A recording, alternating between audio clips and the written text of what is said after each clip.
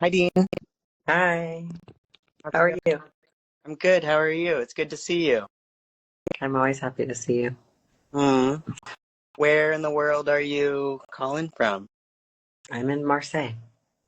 Okay, cool. Must be a little bit nice to be out of the US. Yeah, Yeah, yeah. Cool. Well, as people trickle in, do you want to do some grounded breathing? that sounds good. Cool. Well, yeah, just invite you to land where you are. Just try and get a little comfortable in your space. Bring some attention to your in breath and your out breath. No getting it right. We're just bringing our attention and soften your forehead, unclench your jaw, and let your tongue drop from the roof of your mouth.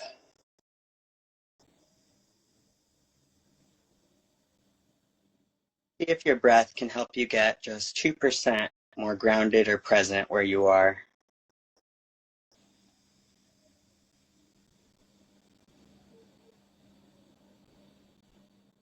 See if you can feel the seat beneath you and the earth supporting you, that you don't have to hold it up all alone.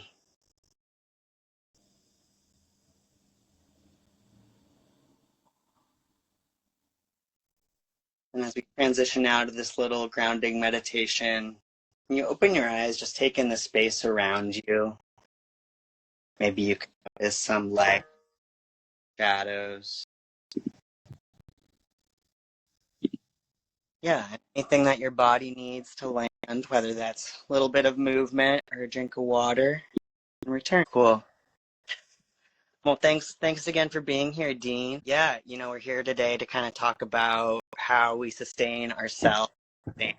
We're doing our liberation work. And you're a veteran of movements. You started the Sylvia Rivera Law Project in 2002. Before it was kind of cool to be challenging gay assimilation, you've always been, an anti-imperialist voice and against pinkwashing in the US and in Israel and beyond. And so I'm curious, like at this point in time, at this point of escalation, what are you orienting toward? It's interesting because right now the one of the main tasks I'm doing is I'm writing like a big new section of my book Normal Life. It's coming out like a 15th year anniversary edition, and so I'm kind of like revisiting the last 20 years because I wrote a lot of what's in there 20 years ago, and thinking about like what has changed both in the conditions, which are all so much more intense than they were then, and also changes like a zillion more people are trans, like some really beautiful things have happened, but also we're like, heavily on the menu for the fascist targeting in a way that we haven't been exactly like this before. And ecocide is so much more advanced, and there's such intensification of genocide and war in so many ways. And for me, what I'm just writing about is that all of this just makes it more clear to me than ever that no one's coming to save us, that we just Mm, have each other in these unfolding crises. And our job is exactly what your work is about, like learning how to show up for ourselves and each other, trying to understand how the toxic stuff from the society gets in the way, mm, and figuring out how to be together in groups and care for each other and fight back, which is like very increasingly difficult and dangerous work that can feel um, frustrating. Many people struggle with feelings of hopelessness when letting go of fantasies of being resolved by some centralized authority. And so I think for me, all of this is like an orientation towards like an ever deeper study of anarchism and other anti-state methods, an ever deeper study of the processes of internalized liberation from the dominant scripts, and also like a set of practices around gratitude and appreciation and care, and around letting grief flow so that I don't get mired in all of the frustration and resentment and anxiety that are called for also by these conditions, but can I get to the underlying bigger feelings and experiences and sensations so I'm not just like lost in kind of the rumination that I think for a lot gets in the way. Yeah, totally. Yeah, there's so much there. And I think hopelessness is something that we all struggle with to different degrees at different points. I mean, you have been in this work for a long time. I'm sure there's been ups and downs. I'm curious if there's anything that comes to the top as far as like, how are you different, or what do you know now that you didn't know when you first wrote that book? I mean, some things that are just wild. Like I didn't know that there'd be like mainstreaming of representations of trans people, or that like abolitionist politics would be something that more people knew about besides just like a few of us, as it felt in those days, or that um, I didn't understand that we were facing the collapse of consumer industrial society, the kinds of timelines I thought about in 2007 when I thought about transformative change for our communities, and didn't sufficiently understand the scale of ecocide, and what we're going to be doing for the rest of our lives is supporting each other through disasters. And there's not going to be a global revolution. There's going to be a lot of skirmishes and a lot of scrambling to survive in like regional places, and then a really, really more heavily armed than ever set of state apparatuses against us.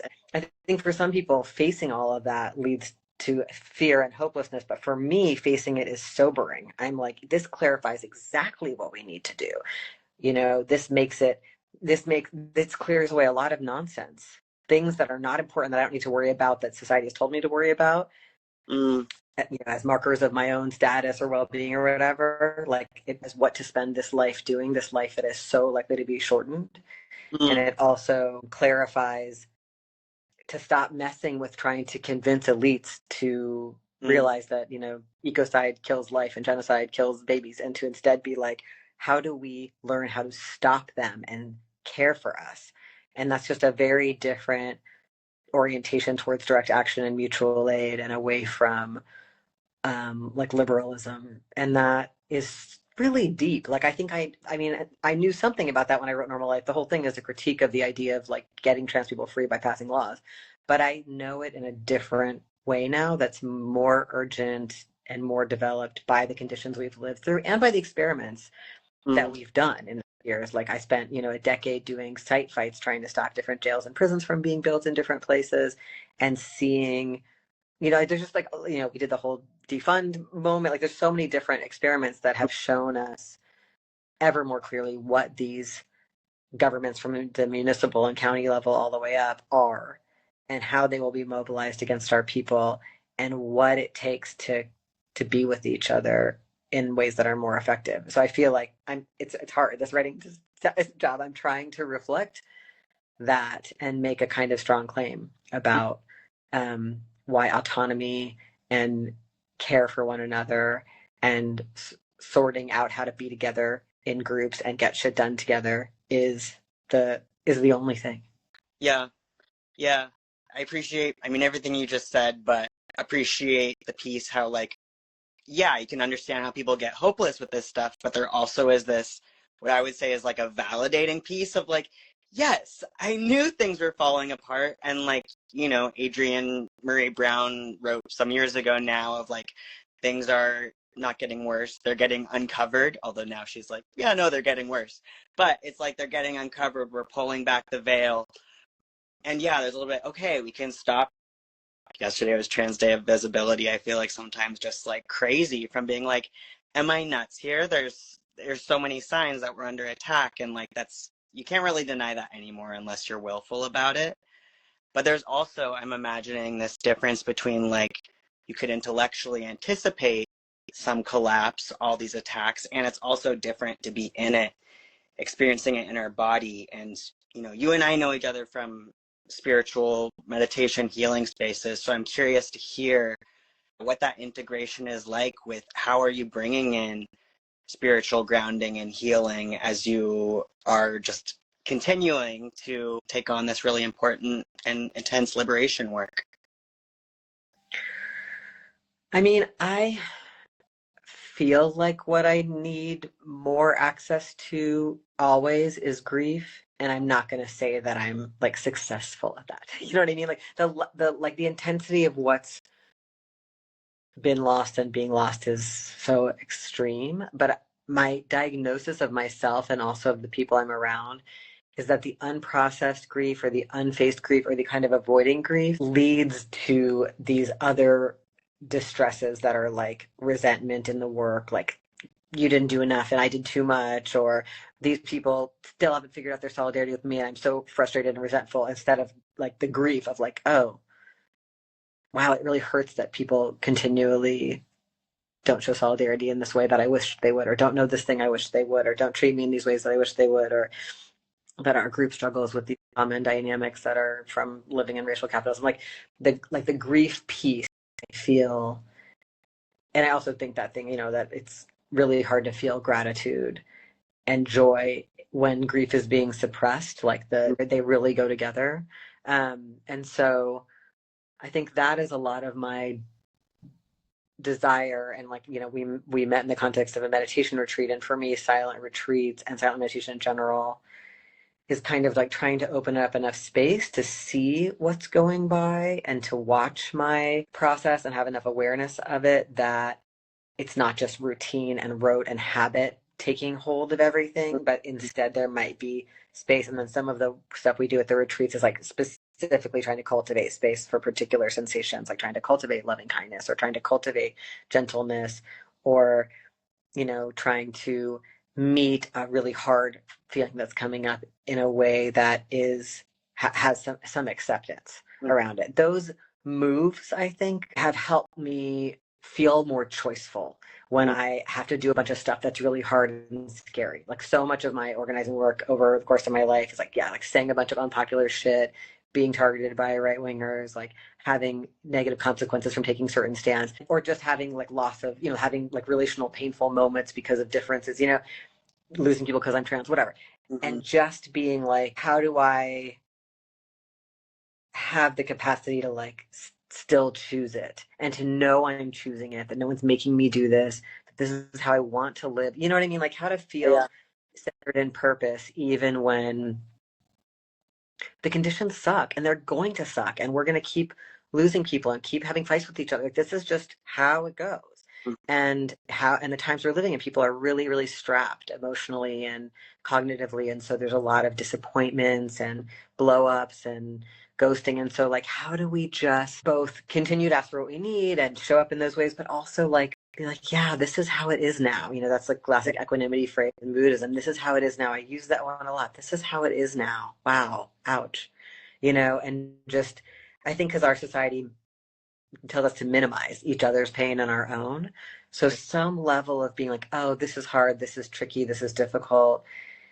This is a really strong sensation, can make maybe a little more space for letting things move through and being, I'm still choosing to do this, or I'm still choosing to go back into this relationship and work through it, or give this feedback. Yeah. And I would even say like maybe a little bit of choicefulness and like, you know what, like I'm really feeling all these things and tonight I'm gonna like go in bed and watch like 4 episodes in a row of reality TV. But like having the choice there a little bit. And so tomorrow I can have the choice of like, okay, I'm gonna get out of bed and try this again. Um yeah, and what you're saying also reminds me of what for me is an evergreen concept, also a Buddhist concept of the second arrow. Like, especially like you said, we're taught in our society, like emotions are punished, so much is repressed. And so the first arrow is the wound of transphobia or being harmed or, whatever oppression or interpersonal hurt is acting against us. And the second arrow is sort of like, oh, I shouldn't feel this, or like, I can't accept that this is happening. I think there's this like misconception about the concept of acceptance, that to practice acceptance means that we're saying like, oh, it's okay that there's ecocide, there's genocide, that I'm experiencing cruelty, that my neighbors are experiencing cruelty. no, actually acceptance in its like holistic form is like, no, this is really happening. And like, let me take a breath with that. Yeah, and also I want to be responsive Mm, to reality. So to me, being real, I want to face what's going on so that the actions I take make sense for what's happening. And I think a lot of my experience is that we live in liberalism, and liberalism tells us to not perceive things as they are, to pretend that there could be good police, to pretend that if ICE just marked the vans or just didn't wear a mask, everything would be legit, or if they just went through the court system in the right way, or, like it tells us to literally ignore the nature of the control under which we live. And so actually to accept and to investigate and be curious about the nature of it, even though it hurts to find it out, is to be able to be responsive. And like, I really believe in this kind of definition of responsibility that's about like responsive, the ability to be responsive to the conditions as they are, which is also what I think Buddhism is about. It's about the liberation to actually respond to what's going on instead of being lost in a projection or a narrative or an expectation that prevents me from receiving the conditions of the current moment and being ethical. Like that's the kind of liberation we're seeking. It's not like a feel good. It's like right. So it often does. it's a feel grounded. Yeah, yeah, totally. So, yeah, you mentioned like being on a meditation retreat. Obviously, that's a great practice ground. You can't have your phone, the field is clear, and there's this uninterrupted time to be with our feelings, to see what comes up, to take time for that. And none of us are doing that perfectly in our real life. That's not what, for most of us, what our real lives are about. So I'm curious. I mean, you're traveling, you're writing a book, you're promoting your book, you're fighting in all the ways, and I'm curious, like, what are the ways you imperfectly practice that regrounding in the present and connecting with yourself? I mean, in the day to day, when there's just like so many activating things that happen in a given day, ranging from like losing something to having a difficult conversation with a loved one to hearing really painful world news or personal news. There's just so many things in a given day that, to experiencing transphobia, whatever. For me, like I do go to some very basic practices in the moment around like, can I feel my feet? Can I feel the back of my body? Before I do something that I know I need to do, especially if I'm feeling some avoidance, I'll try to like reach for the feeling of purpose. Mm, Why am I doing this? Why did I decide to do this?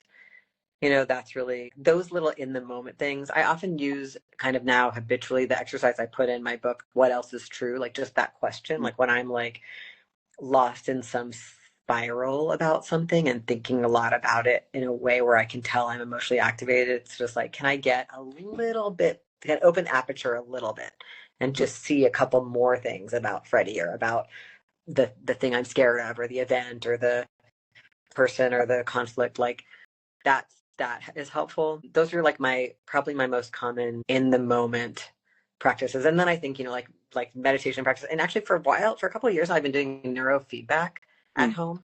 And that is kind of an additional sort of meditation like ish tool that I have found I like to try a lot of stuff. Yeah, I try stuff. yeah, So yeah, awesome. that's one of the things I've been trying. Yeah, can you give an example? I love that. Yeah, what else is true? Can you give an example of a way you've been able to apply that recently or further back? Yeah, what's a good one? I think like if I get a communication from somebody that especially since we all communicate so much like through text and stuff, it's so easy to interpret something in a way where I feel defensive or misunderstood or hurt. Like just trying to expand a little bit beyond what my first instinct, my first sort of defensive or protective thinking about them or me or the situation. And so just like trying to remember something else about them or about the situation, or trying to think how would they see it, or trying to when it's really hard, when I really can tell that I'm thinking of someone from a very protective place, I will imagine them as a child and Mm, try to remember, especially if there are someone I know something about their childhood or things they've been through, just try to remember them through that like very compassionate lens. That has often helped me a lot. And with groups, like if I think when I have had like a reaction to a group, I often am like, they all think this or that about me, which of course There's no, we have no idea what other people are thinking, and they're not all thinking the same thing, you know. So trying to, what else is true can just be as simple as like, I don't actually know what they're thinking, or I don't know what they're all thinking, or you know, just kind of like just like a good friend would do, like, oh wait, is that totally true? Is it entirely like that? You know, is there any chance part of it isn't that? Because when I'm activated, I think like most people, I make up a story Yeah. that is maybe a bit more robust than the actual information I have. Mm-hmm. Yeah. The first thing that came to my mind when you talked about having like a conflict with someone and what else is true, I like imagined that person and their dog. Like that dog doesn't care what bullshit they just said. There's just love, which is kind of like the meta practice in Buddhism, right? So true. Yeah. I mean, meta is so useful, I think, especially for me, it's not always the phrases, but sometimes just holding somebody who I'm feeling stressful about, but who I, you know, want to keep having in my life, or we're going to be in each other's lives because we're in the same group, or we're in some kind of collaboration, or we need, you know, or we live in the same building, or whatever it is. Like just trying to feel, can I want what's best for them? Or Mm, can I want their liberation, even if it has to be in like in a really like broad way, like mm, their life path is over there and may they be well. You know, it's like not about forcing more contact in the yeah. imagination than we need, which I think for a lot of us just makes us dig into our defense. Mm, So feeling enough space, and sometimes for me it's just it may all beings be well. If mm, it's just too soon for me to like want to have direct contact about one person, well, they are definitely included in all beings, you know? yeah. One of my favorite prayers that I get from a 12 step when resentment is coming up is bless them, change me. Which again doesn't condone any bad action, but it is like, okay, but I'm the one who's like seizing onto this and it's hurting me and it's taking my attention away from cultivating love. And it doesn't have to be, yeah, loving or forgiving this person even, but just being like, please release me and liberate me from the bounds of this resentment. Yeah, That's so helpful. yeah. I feel like we're talking about this in a lot of ways, but one thing I noticed, like as a healing centered coach, is I think a lot of times there's so much urgency felt for the present moment, which is really understandable, that people are maybe concerned that it's too navel gazy or something to like be like, okay, so what about healing? And I wonder if you can speak to, yeah, holding that. I mean, no matter what, when we get together to try to do things that need to be done for the present conditions, we show up with all of our baggage, all the cultural stuff, all the buttons that were implanted by our families and by the stuff we saw on TV and school.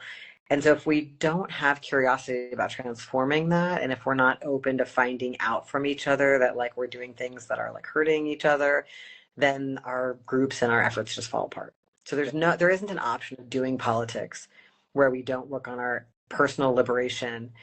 There isn't an option where we do politics exactly the way that we've been designed to do it and we win something drastically different from the Mhm. current system. We Yeah. have, in every political movement that we all are inspired by, had a set of practices, beliefs, and ideas around trying to change ourselves and our most intimate relationships while we change the biggest structures that were, you know, harming everyone on earth. So it's like, I think this is, you know, my observation is that in a very basic way, in our culture, in a patriarchal culture, it's kind of like, oh, like relationship stuff, like that's for girls. There's this kind of dismissal of Yeah. relational work and like self help and healing or whatever. Oh, it's also neoliberal, and it's like, unfortunately, if you spend any time in social movements, you'll notice that the groups all fall apart because of people's Mm. stuff, you know, because the way we act when we date people, because the ways we act when we feel overwhelmed, because of the ways we are used to treating all forms of work kind of like we're being forced to do them in capitalism, even if they're unpaid. Like there's this internalized baggage, these structures that were implanted that feel when they're happening like they're my own thoughts and feelings, which is really intense. Right. Like if I don't do work on those, and if I don't try to build new internal structures, then I'm just working with the ones that mirror the carceral extractive society. And that's how mostly we treat each other. And you can see it in our movements where things fall apart badly and quickly, and where a lot of people join briefly, have difficult conflict, and leave. So for me, a lot of my work, like the most recent book, but also a lot of the workshops I do and stuff, it's all like trying to do some emotional and relational skills education that might help us skip some of the most common patterns where we fall apart and like maybe be able to stick together a little bit better in these truly terrifying times in which we desperately need to do really hard, scary things together and not give up on each other really quickly. And conflict is gonna be part of it. Yeah, thanks for that. Yeah, I feel like there's this meme going around right now that's like, oh yeah, you can't not do politics. Like politics is doing you. And like maybe there's a flip side of like, oh yeah, you can not work on yourself, but the bullshit's gonna come out, right? The stuff that needs to be healed is gonna come out. So going back to what something you said at the beginning of like building awareness and finding choice and just practicing the things is where we need to start. Yeah, so I want to make sure you have a chance to say anything that you wanted to and didn't get to. No, I'm just grateful to get to talk to you and see you. Yeah, thanks so much, Jean. I'm so grateful too. And can you share the best way for folks to follow and or support your work?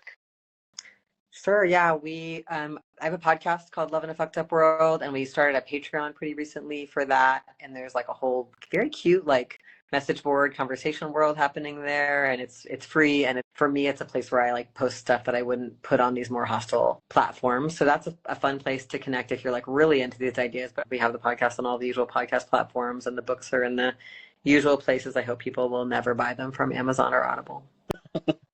Yeah, thank you. Thanks for that, Dean.